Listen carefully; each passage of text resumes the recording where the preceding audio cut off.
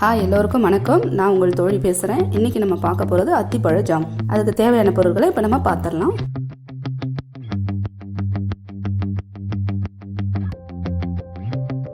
அத்திப்பழம் ஒரு box, 250 gram சர்க்கரை, 1 ஸ்பூன் லெமன் ஜூஸ். இப்போ நம்ம அத்திப்பழத்தெல்லாம் தூள் சீவிடலாம்.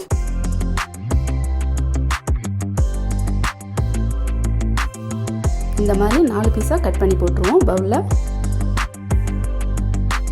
அத்திப்பழம் எல்லாத்தையும் தோல் சீவியாச்சு. இப்போ லைட்டாக பழத்தை நம்ம நசுக்கி விடலாம். இப்போ ஸ்டவ் ஆன் பண்ணி பாத்திரம் வச்சிருவோம். அத்திப்பழத்தை ஆட் பண்ணிடலாம். இந்த ஜாம் செய்யும்போது ஸ்டவ்வை ஸ்லோவாக வச்சு தான் செய்யணும். சர்க்கரையை சேர்த்துடலாம்.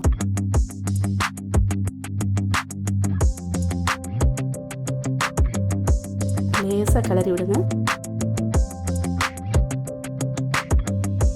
பழத்தை லைட்டாக மசிச்சா போதும், அது வேகும்போது மசிஞ்சிடும்.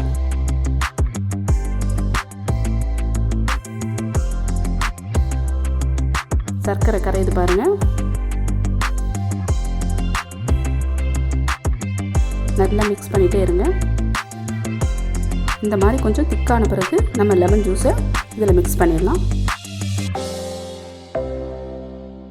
நல்லா மிக்ஸ் பண்ணி விடுங்க.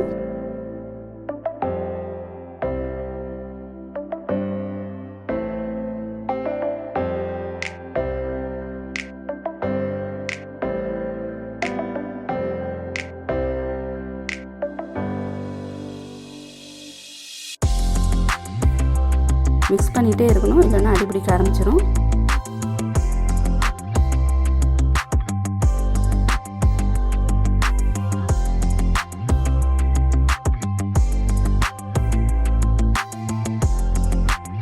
இந்த ஜாம் ரெடியாக 1 மணி நேரம் ஆகும். பாருங்க, நல்ல ஜாம் மாதிரி வந்துடுச்சு. சுவையான அத்திப்பழம் ஜாம் ரெடி ஆயிடுச்சு.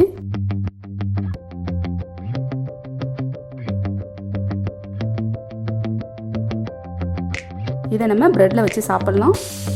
அத்திப்பழம் உடம்புக்கு ரொம்ப நல்லது. இதை ட்ரை பண்ணி பாருங்கள்.